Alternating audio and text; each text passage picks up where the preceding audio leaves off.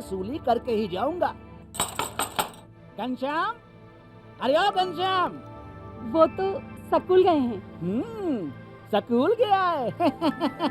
अरे बहाना तो ढंग का बनाती। हाँ लाला, मैं स्कूल ही गया था, फार्म स्कूल, जहाँ किसानों को सिखाई जाती है खेतों में पैदावार बढ़ाने की हर बात, जैसे मिट्टी के हिसाब से सही खाद, बढ़िया बीज और जरूरत के मुताबिक कीटनाशक, ताकि कम लागत में अधिक मुनाफा। ये पकड़ लाला, तेरा हिसाब साफ।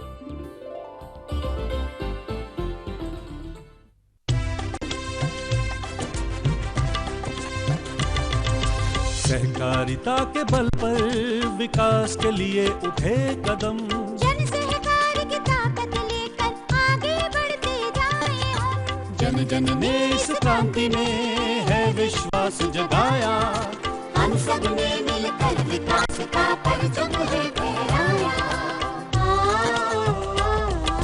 दूर जहाँ सूरज उगता उस धरती से मैदानों तक, हिम शिखरों के श्वेत बर्फ से हिंद महासागर तक, श्वेत क्रांति हो हरित क्रांति या ग्राम विकास की बात, एकता ही धर्म हो अब चाहे दिन हो या रात। कृषि मंत्रालय भारत सरकार द्वारा जनहित में जारी।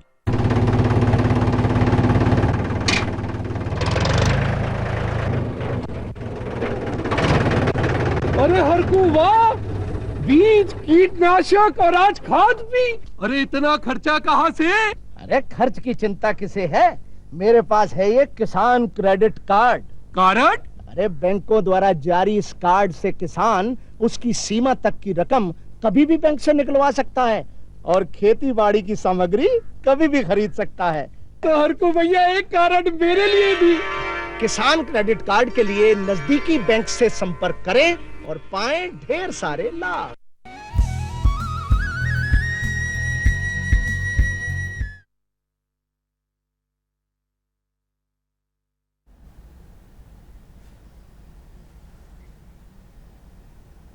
किसान भाइयों नमस्कार, कृषि दर्शन कार्यक्रम में आपका स्वागत है। आज का हमारा कार्यक्रम का विषय है वन क्षेत्रों में रोजगार की संभावनाएं। मित्रों, आप जानते हैं कि हमारा छत्तीसगढ़ प्रदेश जो है चारों तरफ वनों से घिरा हुआ है और अधिकांश भाग, छत्तीसगढ़ का अधिकांश भूभाग वनों से है, वन है। और कहा भी जाता है कि वन है तो जीवन है। और वन से जीवन का तात्पर्य ये भी है कि वन से हमें किस प्रकार से रोजगार मिलता है, किस प्रकार से हमारा जीविकोपार्जन चलता है। छत्तीसगढ़ी में भी एक कहावत है कि चार मरे लेकिन रोजगार मत मरे, यानी रोजगार है तभी हमारा जीवन है। और किस प्रकार से वन, आज वन का संरक्षण करने के लिए कहा जा रहा है, क्योंकि वन से ही रोजगार मिलता है और रोजगार से हमारा जीवन चलता है। और आज इस विषय पर चर्चा करने के लिए हमारे साथ हैं आदरणीय श्री प्रेम कुमार जी, अतिरिक्त प्रधान मुख्य वन संरक्षक वन्य प्राणी छत्तीसगढ़। सर, आपका स्वागत है हमारे इस कार्यक्रम में। दर्शकों को नमस्कार। तो मित्रों, अभी हम किस प्रकार से वन से रोजगार का सृजन हम कर सकते हैं, कैसे वन से हमें रोजगार मिलता है, इस विषय पर हम चर्चा करेंगे। लेकिन उससे पहले एक फिल्म बना है, आइए उस फिल्म को देखते हैं।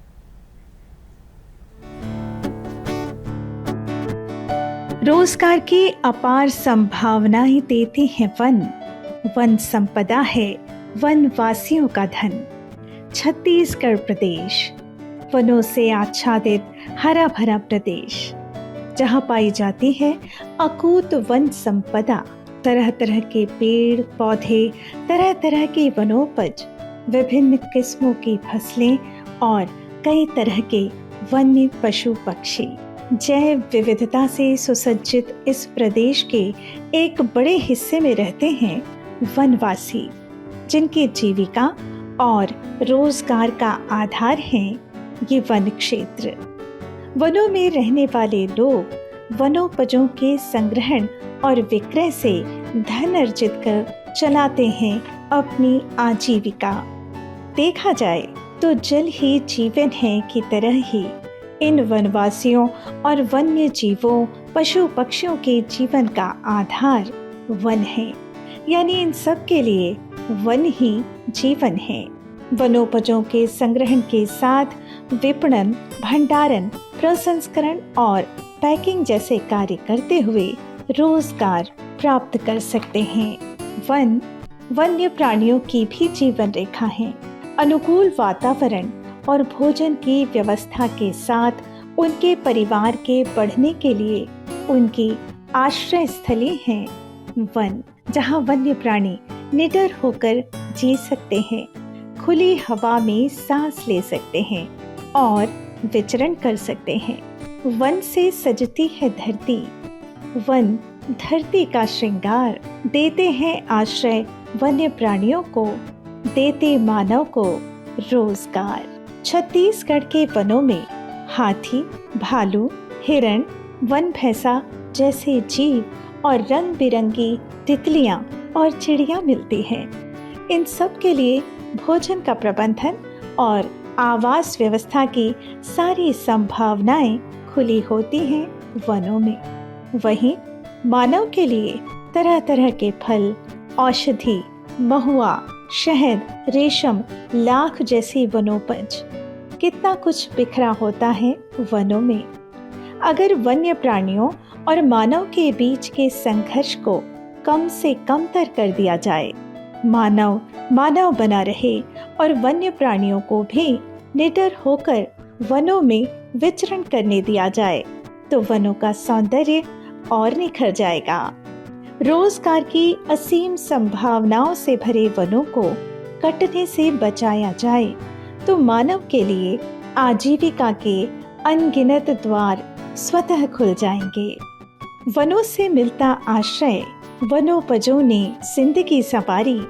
वनों और वन्य प्राणियों के संरक्षण की अब हम सबकी जिम्मेदारी।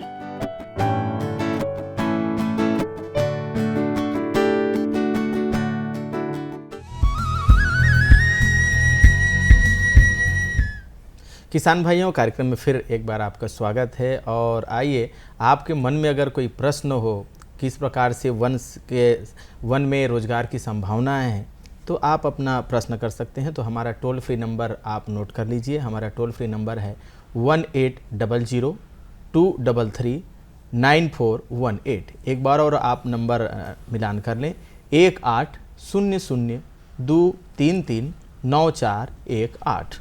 आप अपना प्रश्न करिए और शंका समाधान करिए। समाधान के लिए हमारे पास हमारी स्टूडियो में हैं आदरणीय प्रेम कुमार जी। सर, आपको फिर एक बार कार्यक्रम में स्वागत है। और हम आपसे जानना चाहेंगे कि जैसे हम रोजगार की बात कर रहे हैं और वन से रोजगार, वन क्षेत्रों से रोजगार, तो वन क्षेत्रों से रोजगार की क्या संभावनाएं हैं, इसके बारे में बताइए। अभी हम लोगों ने फिल्म देखा जी, और ये फिल्म से ही पता चलता है कि छत्तीसगढ़ हमारा कितना सुंदर प्रदेश है। जी जी जी। और हमारे पास में प्राकृतिक संपदा है। तो जहाँ तक रोजगार की बात है, तो हमारे पास में वन है जी, हमारे पास में लघु वनोपज है और वन्य प्राणी है जी। तो हमको कोई अलग से रोजगार के साधन क्रिएट करने की ज़रूरत नहीं है जी। हम अपने इस नेचुरल प्राकृतिक संसाधनों का ही उपयोग करते हैं, तो हमारे लिए रोजगार की भरपूर संभावना उत्पन्न होगी और हमको रोजगार मिल रहा है। और इन्हीं कारण देखेंगे, कोरोना टाइम जब था, जब पूरे देश में रोजगार का संकट था, तो भी छत्तीसगढ़ के लोगों को रोजगार के प्रचुर अवसर थे और हमारा राज्य जो था अव्वल था इसमें रोजगार के क्षेत्र में। जी जी जी। तो जहाँ तक रोजगार की, अगर हम लोग एक पॉइंट वाइज जाते हैं कि रोजगार के क्या क्या साधन हो सकते हैं, तो पहला साधन लघु वनोपज है जी।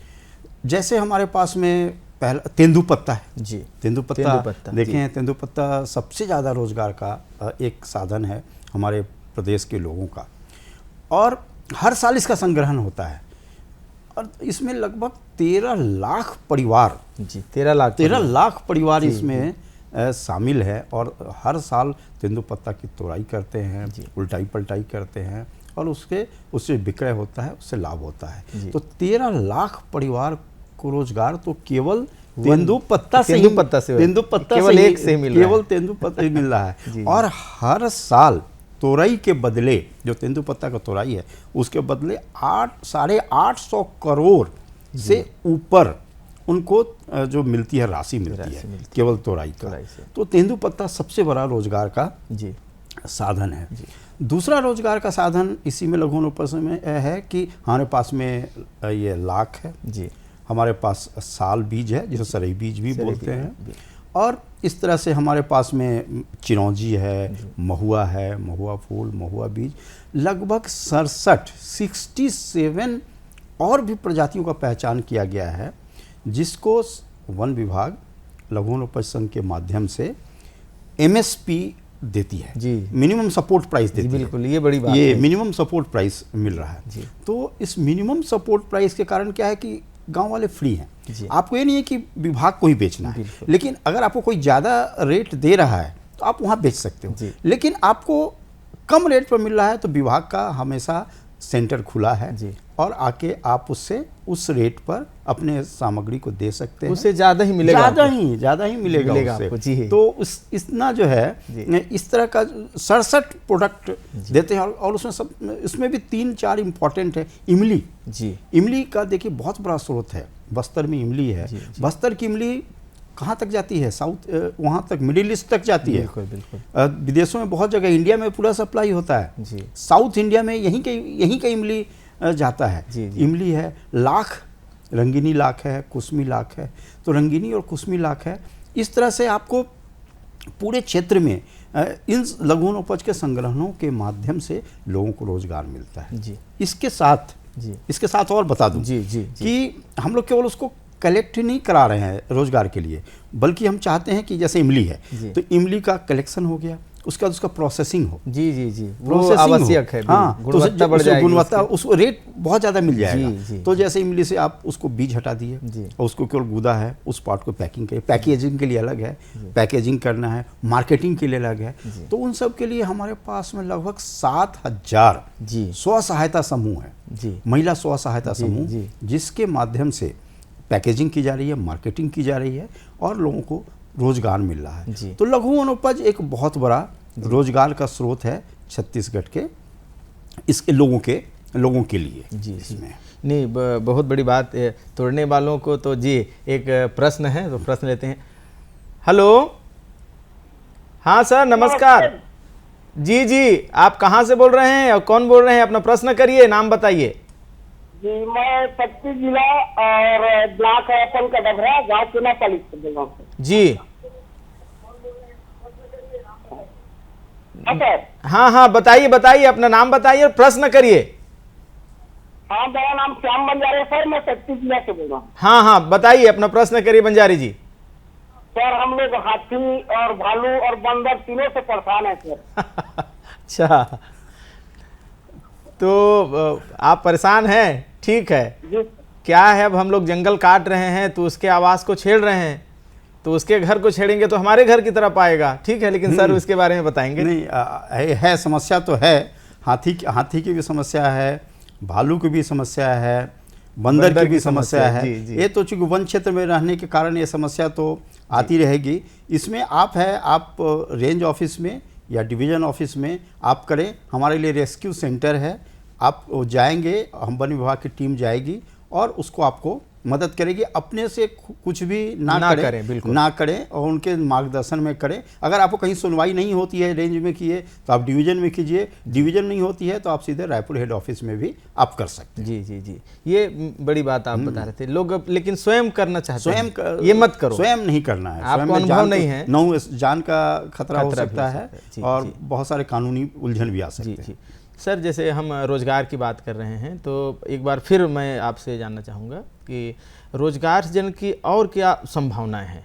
जैसे बहुत अच्छी बात आप स्व सहायता समूह की और 13 लाख परिवार, इस बारे में बता रहे थे। तो रोजगार हमारा आज का विषय है, रोजगार कैसे, तो और क्या सृजन? बहुत सारी संभावनाएं, मैं एक एक करके बताऊंगा। जी, बताइए। तो दूसरा जो विषय है जी, जिसके कारण हमारा इको टूरिज्म जी, हमारे वन क्षेत्र में देखिए बहुत सुंदर वन क्षेत्र है, प्राकृतिक छठा यहाँ की बहुत निराली है जी, और हमारे पास में नेशनल पार्क हैं, टाइगर रिजर्व है जी। तो यहाँ टूरिज्म, जिसको इको टूरिज्म कह सकते हैं, उसके माध्यम से भी रोजगार के बहुत सारे संसाधन उपलब्ध हो रहे हैं और आगे भविष्य की भी बहुत ज़्यादा संभावनाएं हैं। जिसमें मैं गिना दूँ कि रायपुर में ही जंगल सफारी है। जंगल सफारी ने हमारे प्रधानमंत्री जी ने उसका उद्घाटन किया था। काफ़ी पॉपुलर है, दुनिया के और इंडिया के one of the best jungle safari में आता है। उसी तरह से हमारे पास में बारनौपारा अभ्यारण्य है, हमारे पास अचानक मार्ग टाइगर रिजर्व है। उधर आप देखेंगे तो दक्षिण में ये है, उधर इंद्रावती टाइगर रिजर्व है, कांगेर घाटी है। और अभी नया नया टाइगर रिजर्व बनने वाला, भी नोटिफिकेशन नहीं हुआ, वो है गुरु घासीदास है। जी ये तो इस तरह के जो हमारे जो ये हैं नेशनल पार्क हैं, सेंचुरीज हैं, टाइगर रिजर्व हैं, तो यहाँ जो टूरिस्ट आते हैं उस टूरिस्ट से भी लोगों को रोजगार के साधन उपलब्ध बिल्कुल हो रहे हैं और होगा। अभी इसमें और पोटेंशियल है। जैसे कैसे होगा, तो मान लीजिए टूरिस्ट आ रहे हैं तो उनके लिए हम लोग लोकल लोगों को गाइड के रूप में ट्रेन कर रहे हैं। तो अभी जैसे आप बारनौपारा जाएंगे तो वहीं के गांव वाले लोग ही गाइड हैं और बताएंगे पक्षियों के बारे में, वहाँ के प्रजातियों के बारे में, और काफ़ी अच्छा नॉलेज है। वहीं के लोकल भाषा में भी बता सकते हैं, हिंदी में भी बता सकते हैं। तो गाइड क्या है, नेचुरलिस्ट होता है जो और थोड़ा सा आगे उसके बॉटनी के बारे में, उसके और थोड़ा सा और बृहद ज्ञान का होता है, उसके बारे में बता सकते हैं। फिर गांव वालों को अभी समितियों के माध्यम से उनका जिप्सी है और वाहन है, उसको भी गांव में चलाने का है, तो उससे भी टूरिस्ट आते जाते हैं और उनके बदले उनको पैसा मिलता है। तो इस तरह से इको टूरिज्म है। प्लस जैसे हमारा टाइगर है, तो टाइगर की सुरक्षा के लिए टाइगर ट्रैकर है। हम लोग टाइगर को दिन रात सुरक्षा करते हैं और उनके पीछे लगाए रहते हैं गांव कि देखते रहो भाई टाइगर कहाँ जा रहा है, सुरक्षित है कि नहीं, कोई किसी को नुकसान तो नहीं पहुंचा रहा है।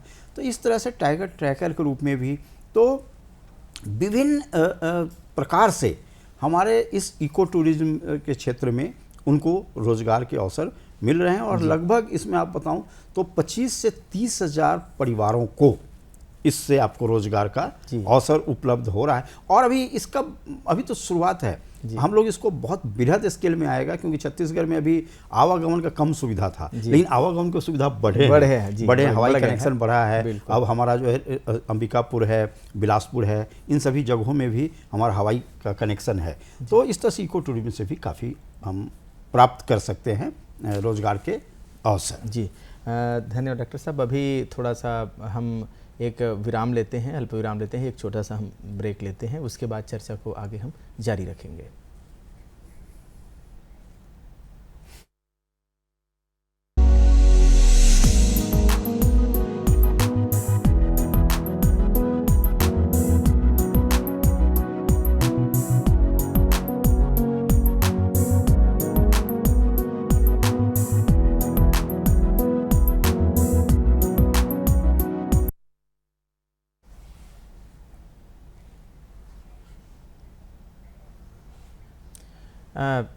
सर एक फिर फ़ोन कॉलर हमसे जुड़ना चाह रहे हैं, कुछ प्रश्न करना चाह रहे हैं।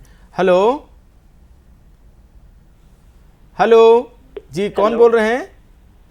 हाँ जी, मिनेश जी, अपना नाम बताइए और प्रश्न करिए। हाँ, मेरा नाम मिनेश है जी। हेलो जी, मेरा नाम मिनेश है और मैं रायपुर से हूँ। अगर हमारे यहाँ जैसे पास में जंगल सफारी है जो कि जू एरिया है, वहाँ जानवर रखे जाते हैं, तो हम वहाँ आय का साधन कैसे बना सकते हैं? आय का साधन?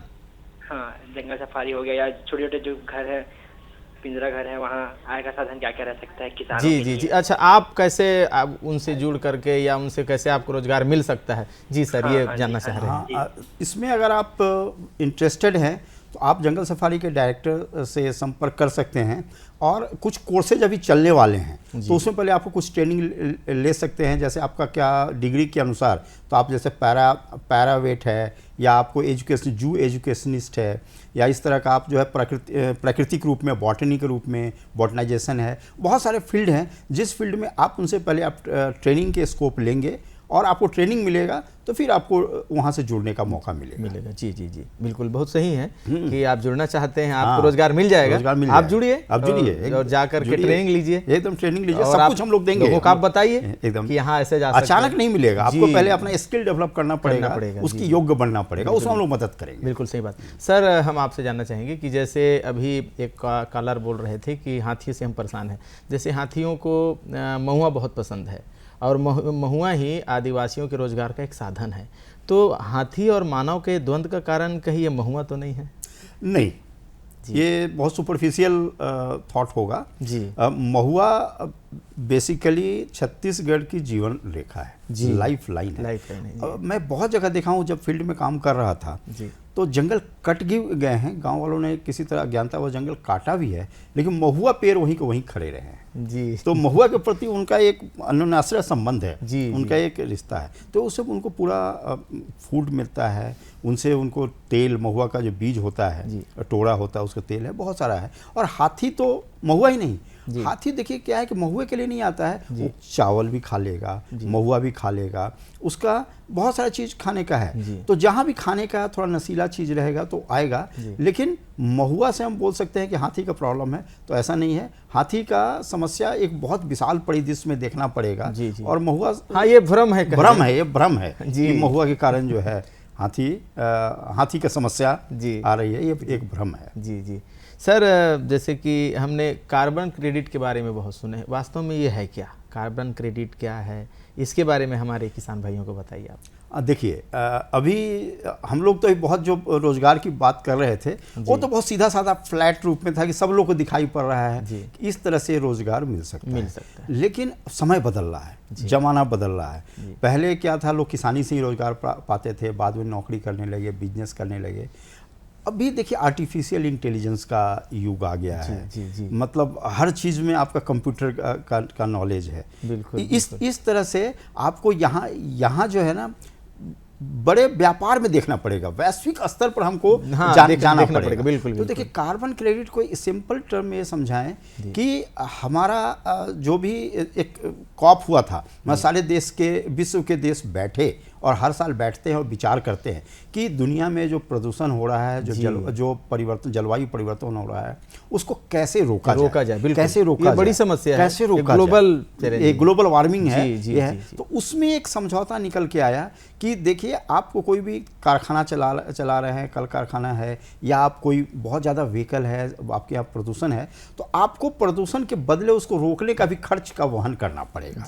ठीक है, तो क्या है कि बड़ी डेवलप्ड कंट्रीज है, वो लोग बहुत ज़्यादा प्रदूषण करते हैं, लेकिन उनके पास जगह नहीं है कि हम वृक्षारोपण करें या कुछ करें। तो उनको ये एक रास्ता दिया गया कि अगर आप अपने यहाँ प्रदूषण फैला रहे हैं तो उसके बदले उन कंट्रीज को आप पैसा दे दें जो कंट्री अपने यहाँ वृक्षों को रोपते हैं, ज़्यादा जंगल लगाते हैं, पेड़ लगाते हैं, उसके बदले आप पैसा दे दें तो आपको उसको सेटल हो जाएगा। तो कार्बन क्रेडिट वही है कि अगर जैसे अमेरिका का कोई है, यूरोप का कोई कंट्री है जो धनी कंट्री है, उसको अपने प्रदूषण के बदले उसको कहीं वृक्षारोपण करना है। तो इंडिया में भी हम लोग हमारे गाँव के भाई लोग जो हैं जंगल को बचाते हैं या जंगल में वृक्षारोपण अपने खेतों में वृक्षारोपण करते हैं। तो उसको एक प्रोसेस है, रजिस्ट्रेशन कराना पड़ेगा, जो एक देखना पड़ेगा कि कैसे हमारा वहाँ पर रजिस्ट्री होके हमारा कार्बन क्रेडिट मिलता है, एक प्रोसेस है। लेकिन वो सब करने के बदले आपके जो खेतों में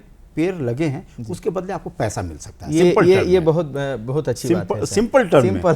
तो आप अपने लगाएंगे खेत, आप अपने इसमें बस यही चीज़ है कि 15 कुछ लिमिटेड है कि उसमें आप काट नहीं सकते हैं, लेकिन आप मैच्योर होने पर काट भी सकते हैं। तो जब तक आपका लगा रहेगा, जब तक वो आपके यहाँ, हमारे यहाँ वो कार्बन का अवशोषण करता रहेगा, तब तक हमको वहाँ से पैसा मिलता रहेगा। तो पेड़ लगा रहे हैं अपने खेत में, फायदा हमको मिल रहा है। लेकिन इस इंटरनेशनल थोड़ा सा हमको मार्केट के गिमिक्स को जानना है, जो कैसे डायनेमिक्स होता है वो जानना है। उस कारण अगर हम यूज़ करें तो हमारे किसान भाइयों को बड़े पैमाने पर रोजगार के और पैसे का लाभ उनको मिल सकता है। सर बहुत सही बात आप बता रहे थे, और आपके पास तो बृहद ज्ञान का भंडार है और समय कम है। मैं आपसे निवेदन करूंगा कि हमारे किसानों को आप संदेश दें इस विषय पर।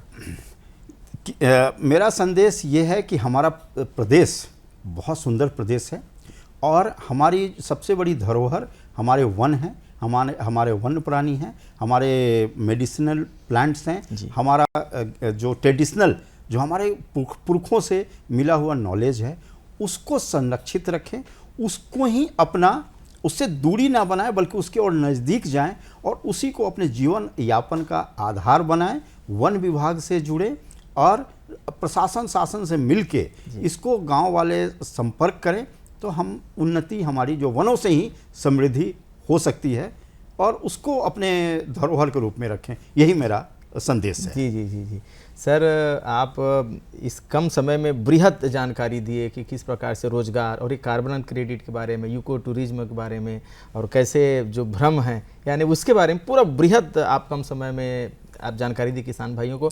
आप दूरदर्शन आए, इसके लिए आपका बहुत बहुत धन्यवाद। किसान भाइयों, अभी हम देख रहे थे कि कैसे वन से रोज़गार मिलता है और रोज़गार के कितने साधन हैं और क्या हमको करना चाहिए, क्योंकि हमारे आसपास ही रोज़गार है, हमको उसको बस तलाशना है, हमको बस जुड़ना है और रोज़गार प्राप्त हमको करना है। बल्कि रोज़गार प्राप्त ही नहीं, रोज़गार हमको देना भी है, देने वाले भी हमको बनना है। प्रधानमंत्री जी कहते हैं कि रोज़गार मांगने वाले नहीं, देने वाले बने। तो वन से आप रोज़गार पा भी सकते हैं और रोज़गार दे भी सकते हैं। बहुत सारी बातें हैं। बहुत बहुत धन्यवाद। इसके बाद फिर हम अगले जब आएंगे तो नई जानकारी, नई तकनीक और नई विधि लेकर के आपके बीच आएंगे। तब तक हमें दीजिए विदा। नमस्कार।